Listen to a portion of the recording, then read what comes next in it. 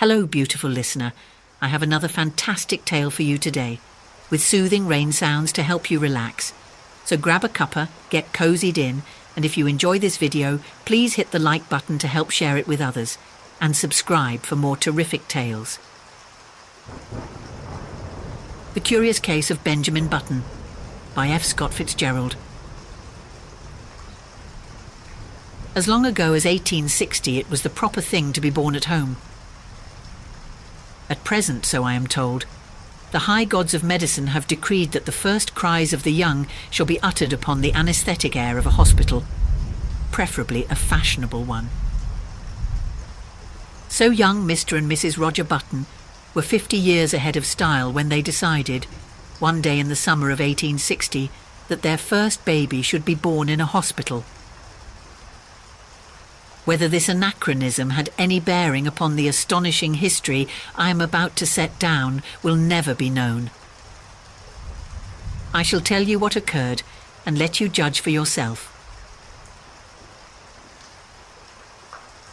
The Roger Buttons held an enviable position, both social and financial, in antebellum Baltimore. They were related to the this family and the that family, which, as every Southerner knew, entitled them to membership in that enormous peerage which largely populated the Confederacy. This was their first experience with the charming old custom of having babies. Mr. Button was naturally nervous.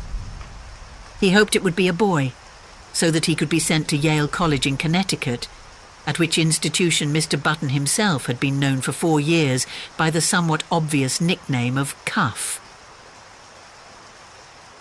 On the September morning consecrated to the enormous event, he arose nervously at 6 o'clock, dressed himself, adjusted an impeccable stock, and hurried forth through the streets of Baltimore to the hospital to determine whether the darkness of the night had borne in new life upon its bosom. When he was approximately 100 yards from the Maryland Private Hospital for Ladies and Gentlemen, he saw Dr. Keene, the family physician, descending the front steps, rubbing his hands together with a washing movement, as all doctors are required to do by the unwritten ethics of their profession. Mr. Roger Button, the president of Roger Button and Company, Wholesale Hardware, began to run toward Dr. Keene with much less dignity than was expected from a Southern gentleman of that picturesque period. "Dr. Keene," he called. "Oh, Dr. Keene!" The doctor heard him, faced around and stood waiting, a curious expression settling on his harsh, medicinal face as Mr. Button drew near. "What happened?" demanded Mr. Button as he came up in a gasping rush. "What was it? How is she? A boy? Who is it? What?" "Talk sense," said Dr. Keene sharply. He appeared somewhat irritated. "Is the child born?" begged Mr. Button. Dr. Keene frowned. "Why, yes, I suppose so, after a fashion." Again he threw a curious glance at Mr. Button. "Is my wife all right?" "Yes." "Is it a boy or a girl?" "Here now," cried Dr. Keene in a perfect passion of irritation. "I'll ask you to go and see for yourself. Outrageous!" He snapped the last word out in almost one syllable.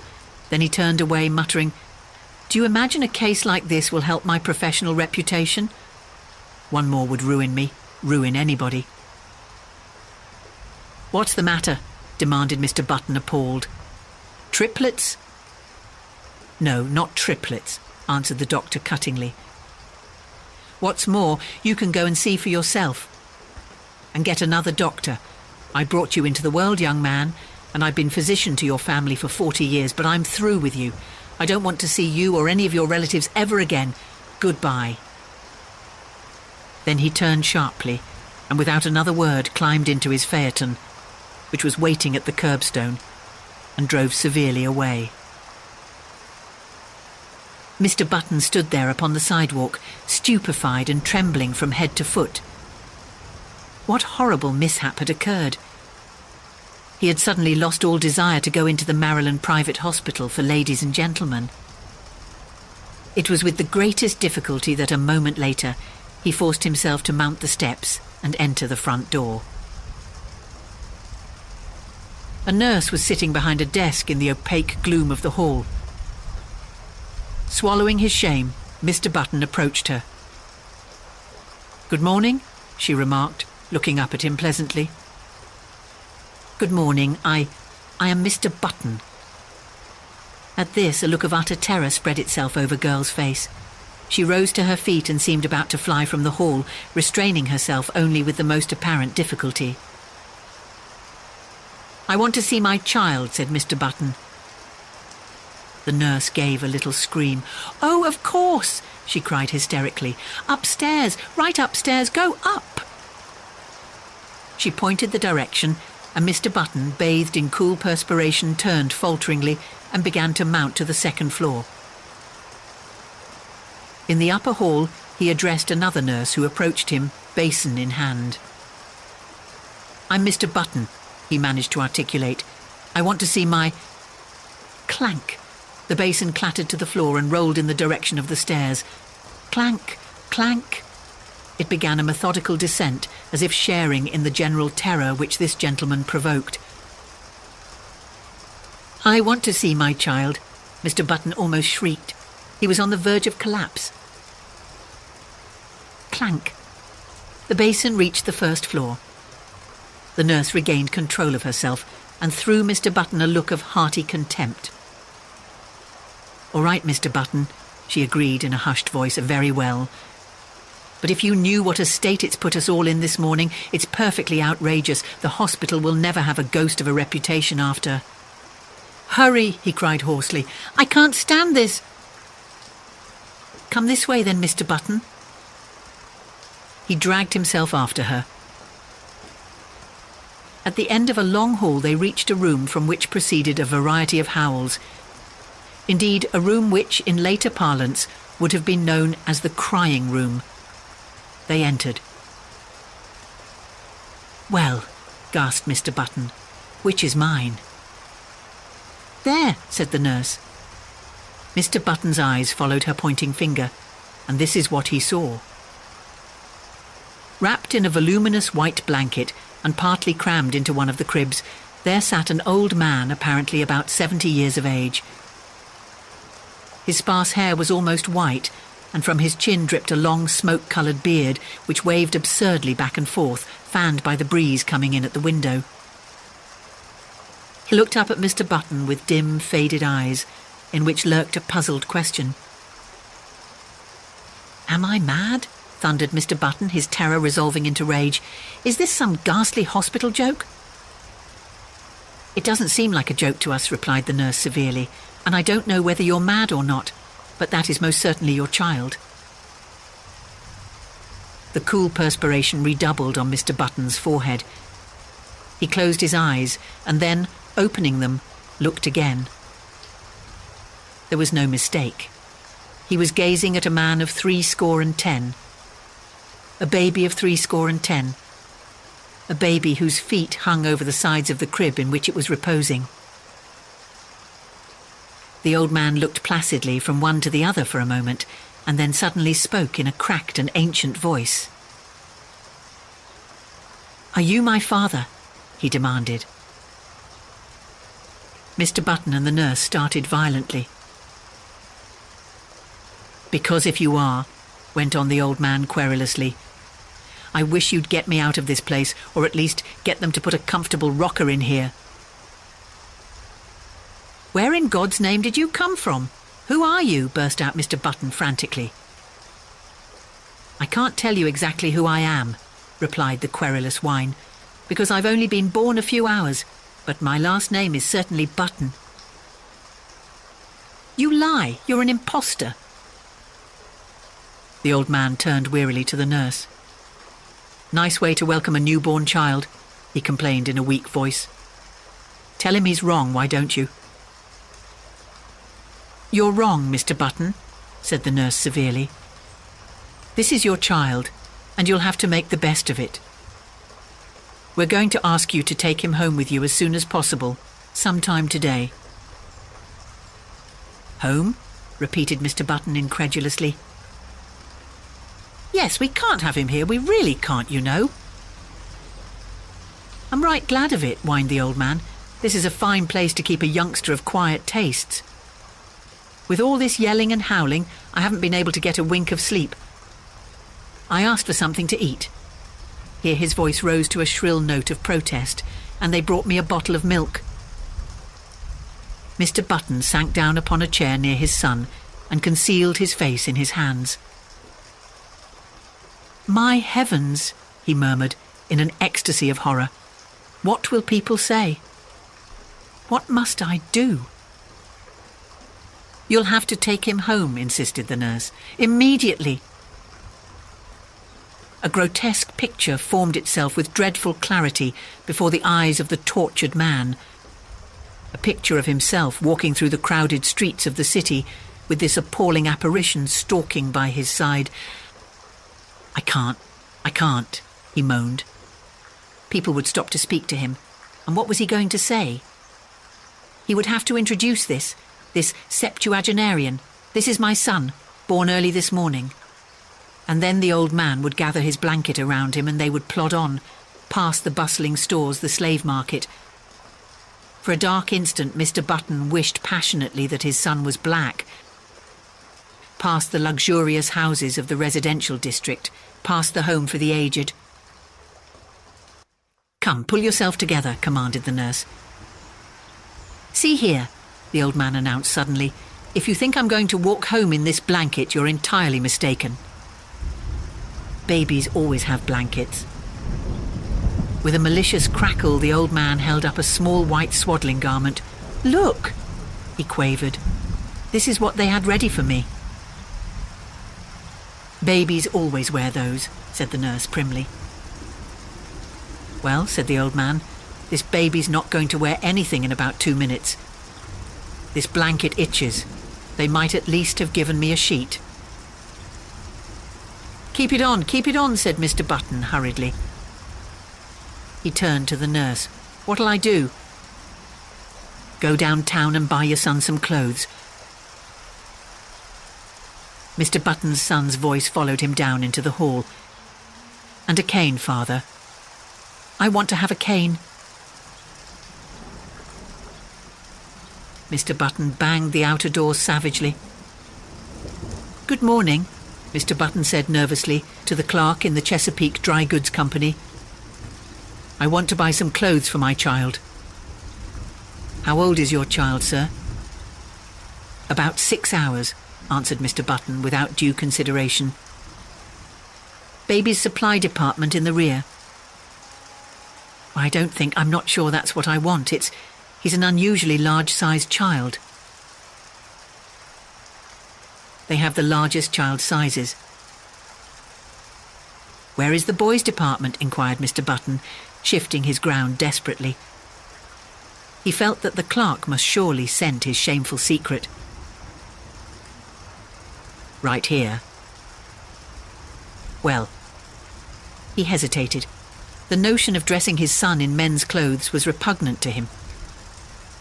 If, say, he could only find a very large boy's suit, he might cut off that long and awful beard, dye the white hair brown, and thus manage to conceal the worst, and to retain something of his own self-respect, not to mention his position in Baltimore society. But a frantic inspection of the boys' department revealed no suits to fit the newborn Button. He blamed the store, of course. In such cases, it is the thing to blame the store. "How old did you say that boy of yours was?" demanded the clerk curiously. "He's 16. "Oh, I beg your pardon. I thought you said 6 hours. You'll find the youth's department in the next aisle." Mr. Button turned miserably away. Then he stopped, brightened, and pointed his finger toward a dressed dummy in the window display. "There," he exclaimed. "I'll take that suit out there on the dummy." The clerk stared. "Why," he protested, "that's not a child's suit. At least it is, but it's for fancy dress. You could wear it yourself." "Wrap it up," insisted his customer nervously. "That's what I want." The astonished clerk obeyed. Back at the hospital, Mr. Button entered the nursery and almost threw the package at his son. "Here's your clothes," he snapped out. The old man untied the package and viewed the contents with a quizzical eye. "They look sort of funny to me," he complained. "I don't want to be made a monkey of—" "You've made a monkey of me," retorted Mr. Button fiercely. "Never you mind how funny you look. Put them on, or I'll spank you." He swallowed uneasily at the penultimate word, feeling nevertheless that it was the proper thing to say. "All right, Father," this with a grotesque simulation of filial respect. "You've lived longer. You know best. Just as you say." As before, the sound of the word father caused Mr. Button to start violently. "And hurry. I'm hurrying, Father." When his son was dressed, Mr. Button regarded him with depression. The costume consisted of dotted socks, pink pants, and a belted blouse with a wide white collar. Over the latter waved the long whitish beard, drooping almost to the waist. The effect was not good. "Wait." Mr. Button seized a hospital shears and with 3 quick snaps amputated a large section of the beard. But even with this improvement, the ensemble fell far short of perfection. The remaining brush of scraggly hair, the watery eyes, the ancient teeth, seemed oddly out of tone with the gaiety of the costume. Mr. Button, however, was obdurate. He held out his hand. "Come along," he said sternly. His son took the hand trustingly. "What are you going to call me, Dad?" he quavered as they walked from the nursery. "Just baby for a while, till you think of a better name?" Mr. Button grunted. "I don't know," he answered harshly. "I think we'll call you Methuselah." Even after the new addition to the Button family had had his hair cut short and then dyed to a sparse, unnatural black, had had his face shaved so close that it glistened, and had been attired in small boy clothes made to order by a flabbergasted tailor, it was impossible for Button to ignore the fact that his son was a poor excuse for a first family baby. Despite his age stoop, Benjamin Button, for it was by this name they called him, instead of by the appropriate but invidious Methuselah, was 5 feet 8 inches tall. His clothes did not conceal this, nor did the clipping and dyeing of his eyebrows disguise the fact that the eyes under were faded and watery and tired. In fact, the baby nurse who had been engaged in advance left the house after one look in a state of considerable indignation. But Mr. Button persisted in his unwavering purpose. Benjamin was a baby, and a baby he should remain. At first he declared that if Benjamin didn't like warm milk, he could go without food altogether, but he was finally prevailed upon to allow his son bread and butter, and even oatmeal by way of a compromise. One day he brought home a rattle, and giving it to Benjamin, insisted in no uncertain terms that he should play with it. Whereupon the old man took it with a weary expression, and could be heard jingling it obediently at intervals throughout the day. There can be no doubt, though, that the rattle bored him, and that he found other and more soothing amusements when he was left alone. For instance, Mr. Button discovered one day that during the preceding week he had smoked more cigars than ever before. A phenomenon which was explained a few days later when, entering the nursery unexpectedly, he found the room full of faint blue haze, and Benjamin, with a guilty expression on his face, trying to conceal the butt of a dark Havana. This, of course, called for a severe spanking, but Mr. Button found that he could not bring himself to administer it. He merely warned his son that he would stunt his growth. Nevertheless, he persisted in his attitude. He brought home lead soldiers. He brought toy trains. He brought large, pleasant animals made of cotton. And, to perfect the illusion which he was creating, for himself at least, he passionately demanded of the clerk in the toy store whether the paint would come off the pink duck if the baby put it in his mouth. But despite all his father's efforts, Benjamin refused to be interested. He would steal down the back stairs and return to the nursery with a volume of the Encyclopaedia Britannica, over which he would pore through an afternoon while his cotton cows and his Noah's Ark were left neglected on the floor. Against such a stubbornness, Mr. Button's efforts were of little avail. The sensation created in Baltimore was, at first, prodigious. What the mishap would have cost the Buttons and their kinsfolk socially cannot be determined, for the outbreak of the Civil War drew the city's attention to other things. A few people who were unfailingly polite racked their brains for compliments to give to the parents, and finally hit upon the ingenious device of declaring that the baby resembled his grandfather, a fact which, due to the standard state of decay common to all men of 70, could not be denied. Mr. and Mrs. Roger Button were not pleased, and Benjamin's grandfather was furiously insulted. Benjamin, once he left the hospital, took life as he found it. Several small boys were brought to see him, and he spent a stiff-jointed afternoon trying to work up an interest in tops and marbles. He even managed, quite accidentally, to break a kitchen window with a stone from a slingshot, a feat which secretly delighted his father. Thereafter, Benjamin contrived to break something every day, but he did these things only because they were expected of him and because he was by nature obliging. When his grandfather's initial antagonism wore off, Benjamin and that gentleman took enormous pleasure in one another's company.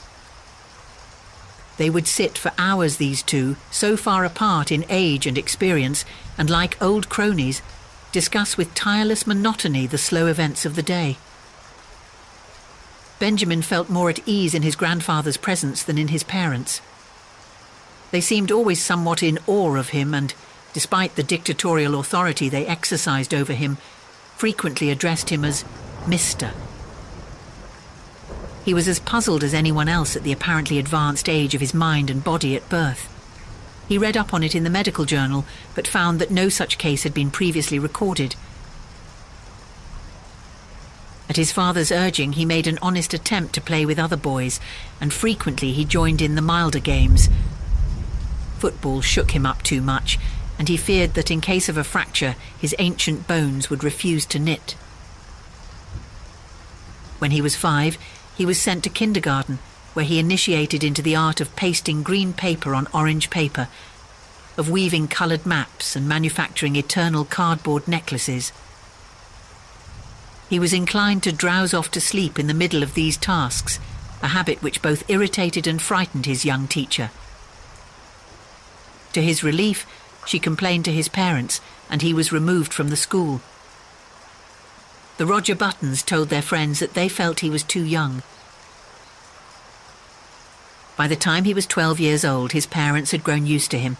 Indeed, so strong is the force of custom that they no longer felt that he was different from any other child, except when some curious anomaly reminded them of the fact. But one day, a few weeks after his 12th birthday, while looking in the mirror, Benjamin made, or thought he made, an astonishing discovery. Did his eyes deceive him, or had his hair turned in the dozen years of his life from white to iron grey under its concealing dye? Was the network of wrinkles on his face becoming less pronounced? Was his skin healthier and firmer, with even a touch of ruddy winter colour? He could not tell. He knew that he no longer stooped and that his physical condition had improved since the early days of his life. Can it be? He thought to himself, or rather scarcely dared to think. He went to his father. "I am grown," he announced determinedly. "I want to put on long trousers." His father hesitated. "Well," he said finally, "I don't know. 14 is the age for putting on long trousers, and you are only 12. "But you'll have to admit," protested Benjamin, "that I'm big for my age." His father looked at him with illusory speculation. "Oh, I'm not so sure of that," he said. "I was as big as you when I was 12. This was not true. It was all part of Roger Button's silent agreement with himself to believe in his son's normality. Finally, a compromise was reached. Benjamin was to continue to dye his hair. He was to make a better attempt to play with boys of his own age. He was not to wear his spectacles or carry a cane in the street. In return for these concessions, he was allowed his first suit of long trousers. Of the life of Benjamin Button between his 12th and 21st year, I intend to say little. Suffice to record that they were years of normal ungrowth. When Benjamin was 18, he was erect as a man of 50. He had more hair and it was of a dark grey. His step was firm, his voice had lost its cracked quaver and descended to a healthy baritone. So his father sent him up to Connecticut to take examinations for entrance to Yale College. Benjamin passed his examination and became a member of the freshman class. On the third day following his matriculation, he received a notification from Mr. Hart, the college registrar, to call at his office and arrange his schedule. Benjamin, glancing in the mirror, decided that his hair needed a new application of its brown dye, but an anxious inspection of his bureau drawer disclosed that the dye bottle was not there. Then he remembered. He had emptied it the day before and thrown it away. He was in a dilemma. He was due at the registrar's in 5 minutes. There seemed to be no help for it. He must go as he was. He did. "Good morning," said the registrar politely. "You've come to inquire about your son." "Why, as a matter of fact, my name's Button," began Benjamin, but Mr. Hart cut him off. "I'm very glad to meet you, Mr. Button. I'm expecting your son here any minute." "That's me," burst out Benjamin. "I'm a freshman." "What?"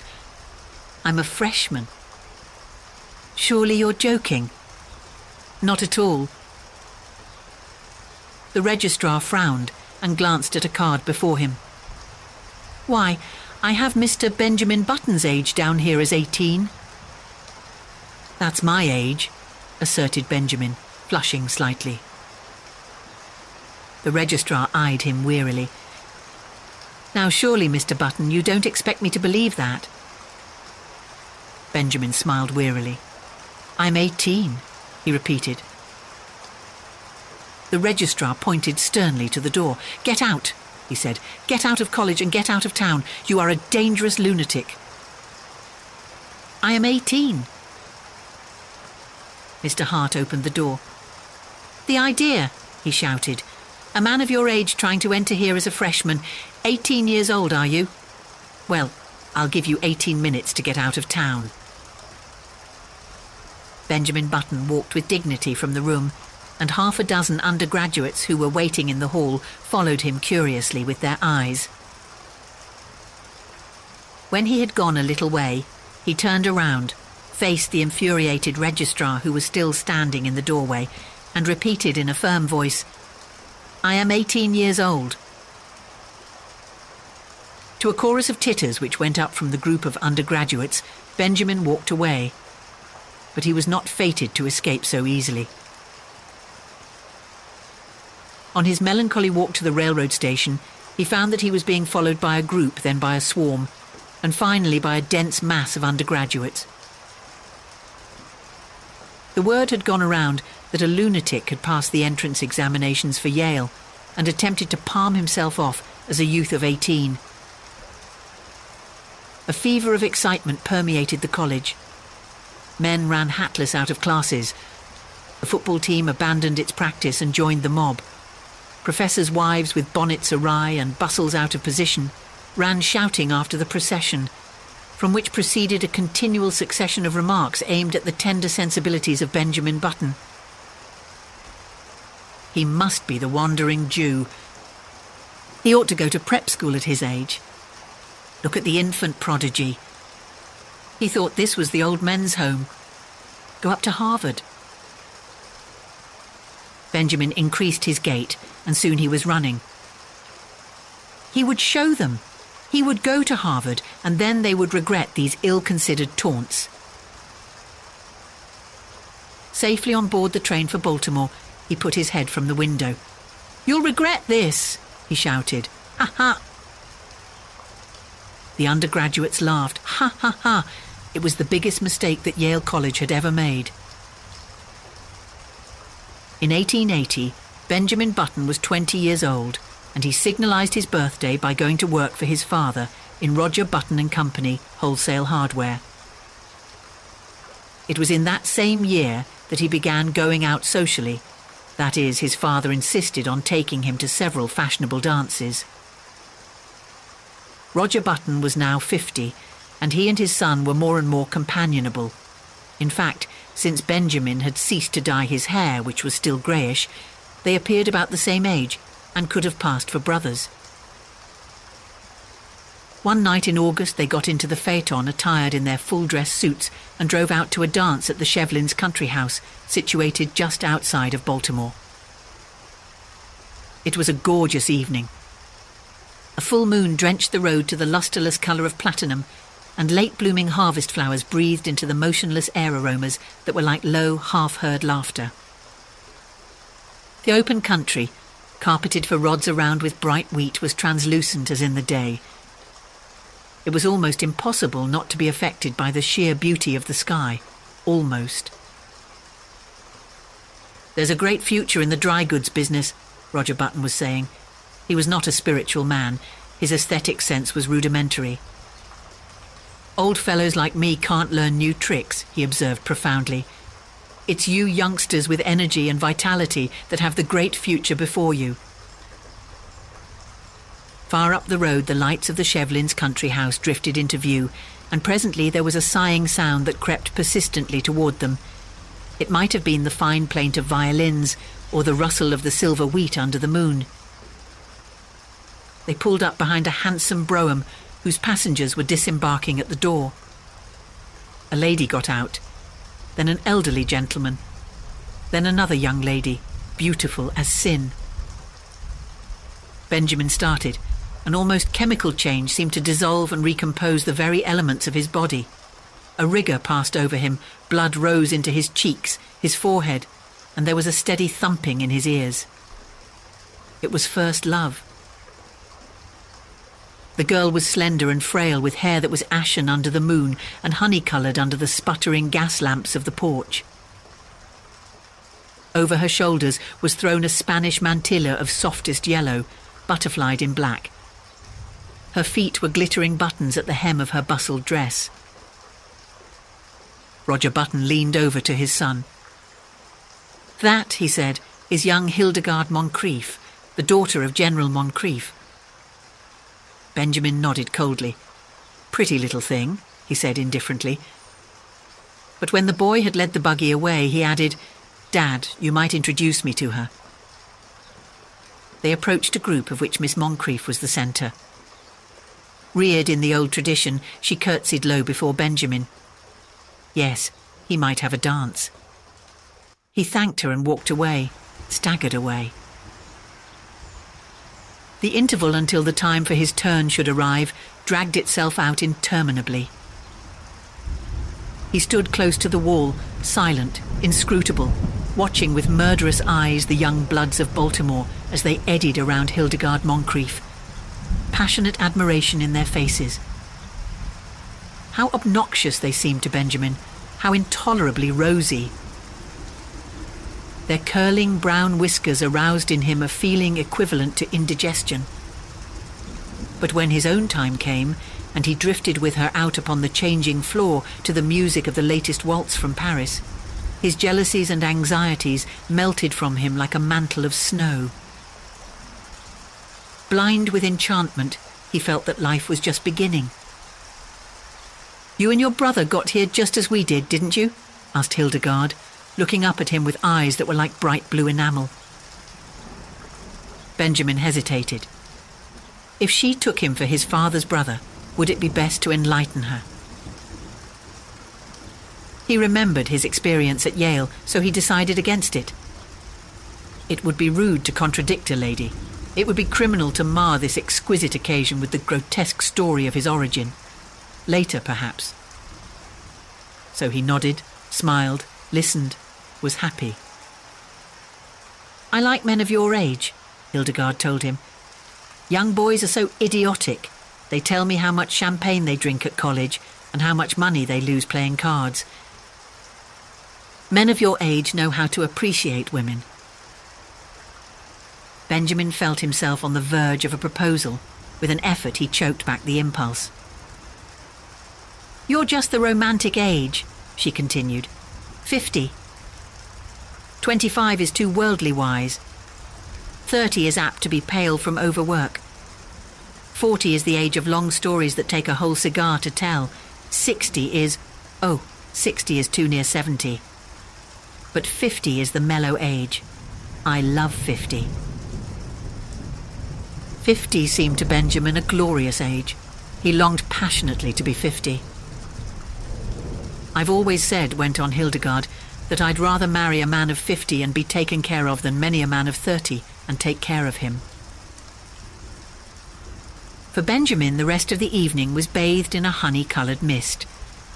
Hildegard gave him 2 more dances, and they discovered that they were marvellously in accord on all the questions of the day. She was to go driving with him on the following Sunday, and then they would discuss all these questions further. Going home in the phaeton just before the crack of dawn, when the first bees were humming and the fading moon glimmered in the cool dew, Benjamin knew vaguely that his father was discussing wholesale hardware. "And what do you think should merit our biggest attention after hammers and nails?" the elder Button was saying. "Love," replied Benjamin absent-mindedly. "Lugs?" exclaimed Roger Button. "Why, I've just covered the question of lugs." Benjamin regarded him with dazed eyes just as the eastern sky was suddenly cracked with light, and an oriole yawned piercingly in the quickening trees. When, 6 months later, the engagement of Miss Hildegard Moncrief to Mr. Benjamin Button was made known, I say made known, for General Moncrief declared he would rather fall upon his sword than announce it, the excitement in Baltimore society reached a feverish pitch. The almost forgotten story of Benjamin's birth was remembered and sent out upon the winds of scandal in picaresque and incredible forms. It was said that Benjamin was really the father of Roger Button, that he was his brother who had been in prison for 40 years, that he was John Wilkes Booth in disguise, and finally that he had 2 small conical horns sprouting from his head. The Sunday supplements of the New York papers played up the case with fascinating sketches which showed the head of Benjamin Button attached to a fish, to a snake, and finally to a body of solid brass. He became known journalistically as the Mystery Man of Maryland. But the true story, as is usually the case, had a very small circulation.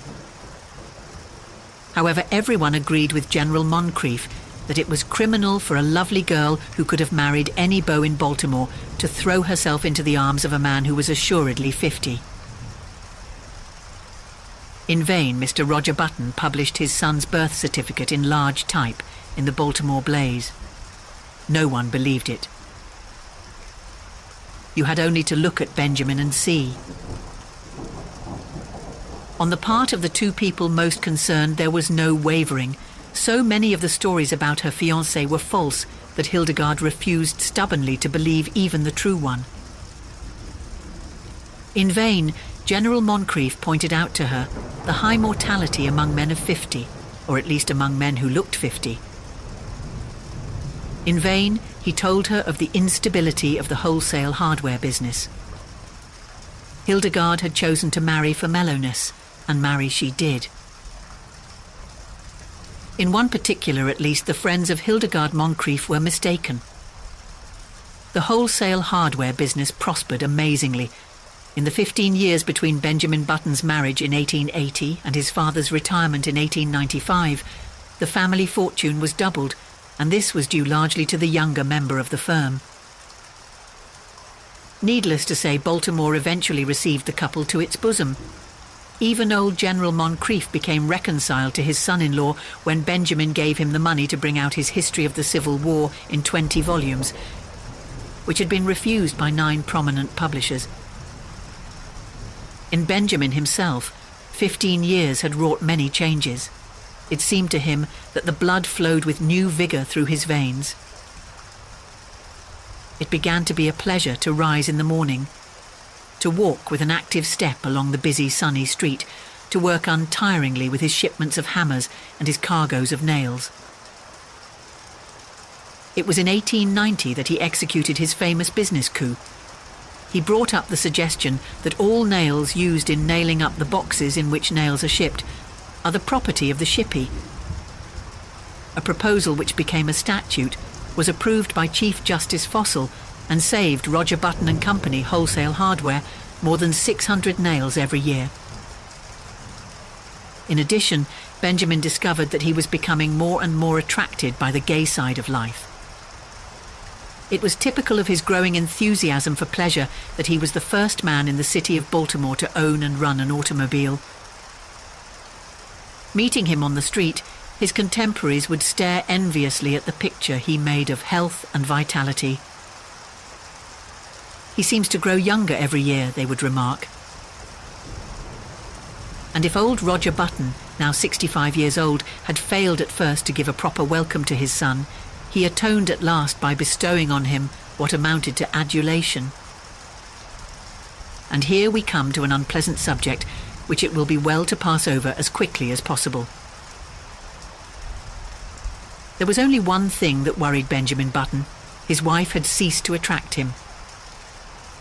At that time, Hildegard was a woman of 35, with a son, Roscoe, 14 years old. In the early days of their marriage, Benjamin had worshipped her. But as the years passed, her honey-coloured hair became an unexciting brown. The blue enamel of her eyes assumed the aspect of cheap crockery. Moreover, and most of all, she had become too settled in her ways, too placid, too content, too anemic in her excitements, and too sober in her taste. As a bride, it had been she who had dragged Benjamin to dances and dinners. Now conditions were reversed. She went out socially with him, but without enthusiasm, devoured already by that eternal inertia which comes to live with each of us one day and stays with us to the end. Benjamin's discontent waxed stronger. At the outbreak of the Spanish-American War in 1898, his home had for him so little charm that he decided to join the army. With his business influence, he obtained a commission as captain and proved so adaptable to the work that he was made a major and finally a lieutenant colonel, just in time to participate in the celebrated charge up San Juan Hill. He was slightly wounded and received a medal. Benjamin had become so attached to the activity and excitement of array life that he regretted to give it up.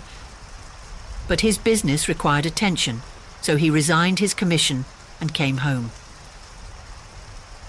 He was met at the station by a brass band and escorted to his house. Hildegard, waving a large silk flag, greeted him on the porch. And even as he kissed her, he felt with a sinking of the heart that these 3 years had taken their toll. She was a woman of 40 now, with a faint skirmish line of grey hairs in her head. The sight depressed him. Up in his room he saw his reflection in the familiar mirror. He went closer and examined his own face with anxiety, comparing it after a moment with a photograph of himself in uniform taken just before the wall. "Good Lord," he said aloud. The process was continuing. There was no doubt of it. He looked now like a man of 30. Instead of being delighted, he was uneasy. He was growing younger. He had hitherto hoped that once he reached a bodily age equivalent to his age in years, the grotesque phenomenon which had marked his birth would cease to function. He shuddered. His destiny seemed to him awful, incredible. When he came downstairs, Hildegard was waiting for him. She appeared annoyed, and he wondered if she had at last discovered that there was something amiss. It was with an effort to relieve the tension between them that he broached the matter at dinner in what he considered a delicate way. "Well," he remarked lightly, "everybody says I look younger than ever." Hildegard regarded him with scorn. She sniffed. "Do you think it's anything to boast about?" "I'm not boasting," he asserted uncomfortably. She sniffed again. "The idea," she said, and after a moment, "I should think you'd have enough pride to stop it." "How can I?" he demanded. "I'm not going to argue with you," she retorted, "but there's a right way of doing things and a wrong way. If you've made up your mind to be different from everybody else, I don't suppose I can stop you, but I really don't think it's very considerate." "But Hildegard, I can't help it." "You can too. You're simply stubborn. You think you don't want to be like anyone else. You always have been that way, and you always will be. But just think how it would be if everyone else looked at things as you do. What would the world be like?" As this was an inane and unanswerable argument, Benjamin made no reply, and from that time on, a chasm began to widen between them. He wondered what possible fascination she had ever exercised over him. To add to the breach, he found, as the new century gathered headway, that his thirst for gaiety grew stronger. Never a party of any kind in the city of Baltimore, but he was there, dancing with the prettiest of the young married women, chatting with the most popular of the debutantes, and finding their company charming, while his wife, a dowager of evil omen, sat among the chaperons, now in haughty disapproval, and now following him with solemn, puzzled and reproachful eyes. "Look," people would remark, "what a pity! A young fellow that age tied to a woman of 45. He must be 20 years younger than his wife." They had forgotten, as people inevitably forget, that back in 1880 their mammas and papas had also remarked about this same ill-matched pair. Benjamin's growing unhappiness at home was compensated for by his many new interests. He took up golf and made a great success of it. He went in for dancing.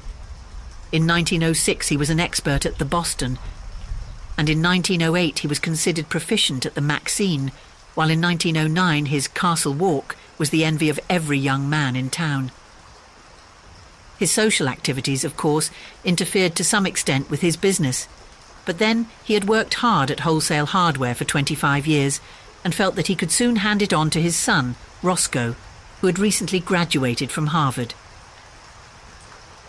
He and his son were, in fact, often mistaken for each other. This pleased Benjamin. He soon forgot the insidious fear which had come over him on his return from the Spanish-American War, and grew to take a naive pleasure in his appearance. There was only one fly in the delicious ointment. He hated to appear in public with his wife. Hildegard was almost 50, and the sight of her made him feel absurd. One September day in 1910, a few years after Roger Button and Company wholesale hardware had been handed over to young Roscoe Button, a man, apparently about 20 years old, entered himself as a freshman at Harvard University in Cambridge. He did not make the mistake of announcing that he would never see 50 again, nor did he mention the fact that his son had been graduated from the same institution 10 years before. He was admitted and almost immediately attained a prominent position in the class, partly because he seemed a little older than the other freshmen, whose average age was about 18. But his success was largely due to the fact that, in the football game with Yale, he played so brilliantly, with so much dash, and with such a cold, remorseless anger that he scored 7 touchdowns and 14 field goals for Harvard, and caused one entire 11 of Yale men to be carried singly from the field, unconscious. He was the most celebrated man in college. Strange to say, in his 3rd or junior year, he was scarcely able to make the team. The coaches said that he had lost weight, and it seemed to the more observant among them that he was not quite as tall as before. He made no touchdowns. Indeed, he was retained on the team chiefly in hope that his enormous reputation would bring terror and disorganization to the Yale team. In his senior year, he did not make the team at all. He had grown so slight and frail that one day he was taken by some sophomores for a freshman, an incident which humiliated him terribly. He became known as something of a prodigy, a senior who was surely no more than 16, and he was often shocked at the worldliness of some of his classmates. His studies seemed harder to him. He felt that they were too advanced. He had heard his classmates speak of St. Midas's, the famous preparatory school at which so many of them had prepared for college, and he determined after his graduation to enter himself at St. Midas's, where the sheltered life among boys his own size would be more congenial to him. Upon his graduation in 1914, he went home to Baltimore with his Harvard diploma in his pocket. Hildegard was now residing in Italy, so Benjamin went to live with his son, Roscoe. But though he was welcomed in a general way, there was obviously no heartiness in Roscoe's feeling toward him. There was even perceptible a tendency on his son's part to think that Benjamin, as he moped about the house in adolescent mooniness, was somewhat in the way. Roscoe was married now and prominent in Baltimore life, and he wanted no scandal to creep out in connection with his family. Benjamin, no longer persona grata with the debutantes and younger college set, found himself left much done, except for the companionship of 3 or 4 15-year-old boys in the neighbourhood. His idea of going to St. Midas's school recurred to him. "Say," he said to Roscoe one day, "I've told you over and over that I want to go to prep school." "Well, go then," replied Roscoe shortly. The matter was distasteful to him, and he wished to avoid a discussion. "I can't go alone," said Benjamin helplessly. "You'll have to enter me and take me up there." "I haven't got time," declared Roscoe abruptly. His eyes narrowed and he looked uneasily at his father. "As a matter of fact," he added, "you'd better not go on with this business much longer. You better pull up short, you better... He paused and his face crimsoned as he sought for words. "You better turn right around and start back the other way. This has gone too far to be a joke. It isn't funny any longer. You behave yourself." Benjamin looked at him on the verge of tears. "And another thing," continued Roscoe, "when visitors are in the house, I want you to call me Uncle, not Roscoe, but Uncle. Do you understand? It looks absurd for a boy of 15 to call me by my first name. Perhaps you'd better call me Uncle all the time so you'll get used to it." With a harsh look at his father, Roscoe turned away. At the termination of this interview, Benjamin wandered dismally upstairs and stared at himself in the mirror. He had not shaved for 3 months, but he could find nothing on his face but a faint white down with which it seemed unnecessary to meddle. When he had first come home from Harvard, Roscoe had approached him with the proposition that he should wear eyeglasses and imitation whiskers glued to his cheeks, and it had seemed for a moment that the farce of his early years was to be repeated. But whiskers had itched and made him ashamed. He wept, and Roscoe had reluctantly relented. Benjamin opened a book of boys' stories, The Boy Scouts in Bimini Bay, and began to read. But he found himself thinking persistently about the war. America had joined the Allied cause during the preceding month, and Benjamin wanted to enlist, but alas, 16 was the minimum age and he did not look that old. His true age, which was 57, would have disqualified him anyway. There was a knock at his door and the butler appeared with a letter bearing a large official legend in the corner and addressed to Mr. Benjamin Button. Benjamin tore it open eagerly and read the enclosure with delight. It informed him that many reserve officers who had served in the Spanish-American War were being called back into service with a higher rank, and it enclosed his commission as Brigadier General in the United States Army with orders to report immediately. Benjamin jumped to his feet, fairly quivering with enthusiasm. This was what he had wanted. He seized his cap, and 10 minutes later he had entered a large tailoring establishment on Charles Street and asked in his uncertain treble to be measured for a uniform. "Want to play soldier, sonny?" demanded a clerk casually. Benjamin flushed. "Say, never mind what I want," he retorted angrily. "My name's Button and I live on Mount Vernon Place, so you know I'm good for it."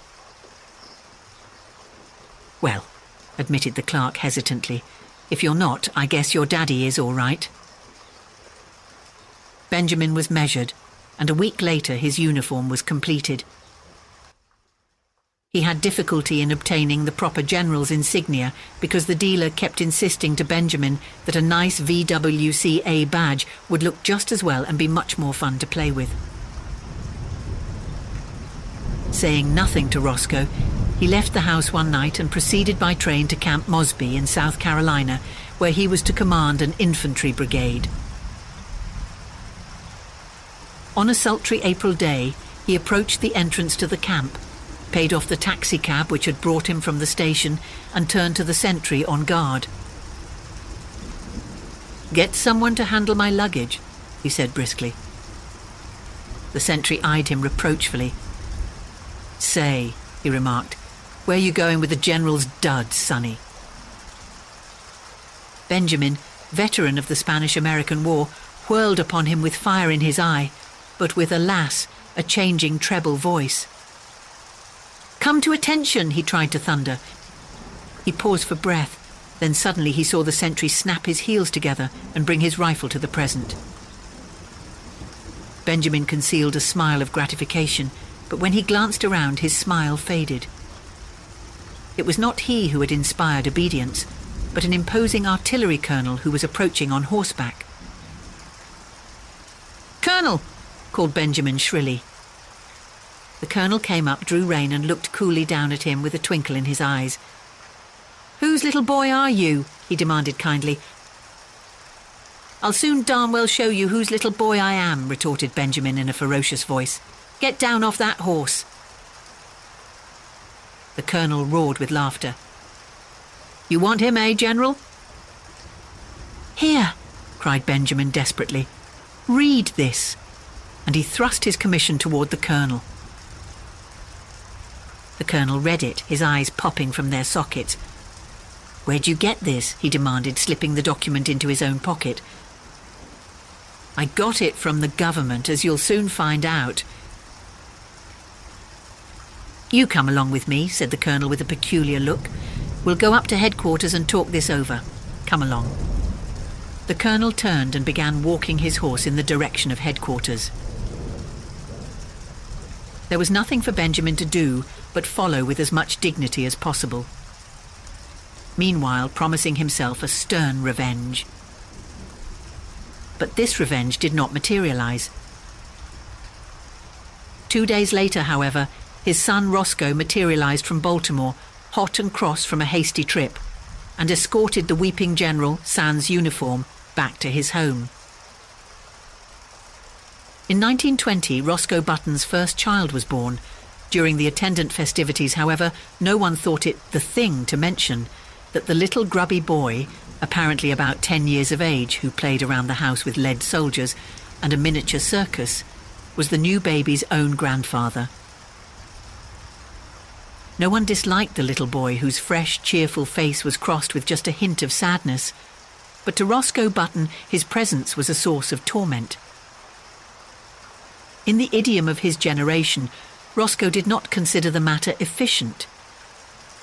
It seemed to him that his father, in refusing to look 60, had not behaved like a red-blooded he-man, this was Roscoe's favourite expression, but in a curious and perverse manner. Indeed, to think about the matter for as much as a half an hour drove him to the edge of insanity. Roscoe believed that live wires should keep young, but carrying it out on such a scale was inefficient. And there, Roscoe rested. 5 years later, Roscoe's little boy had grown old enough to play childish games with little Benjamin under the supervision of the same nurse. Roscoe took them both to kindergarten on the same day, and Benjamin found that playing with little strips of coloured paper, making mats and chains and curious and beautiful designs, was the most fascinating game in the world. Once he was bad and had to stand in the corner, then he cried. But for the most part there were gay hours in the cheerful room, with the sunlight coming in the windows and Miss Bailey's kind hand resting for a moment now and then in his tousled hair. Roscoe's son moved up into the first grade after a year, but Benjamin stayed on in the kindergarten. He was very happy. Sometimes when other tots talked about what they would do when they grew up, a shadow would cross his little face, as if in a dim, childish way he realised that those were things in which he was never to share. The days flowed on in monotonous content. He went back a third year to the kindergarten, but he was too little now to understand what the bright, shining strips of paper were for.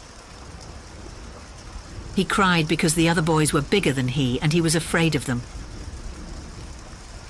The teacher talked to him, but though he tried to understand, he could not understand at all.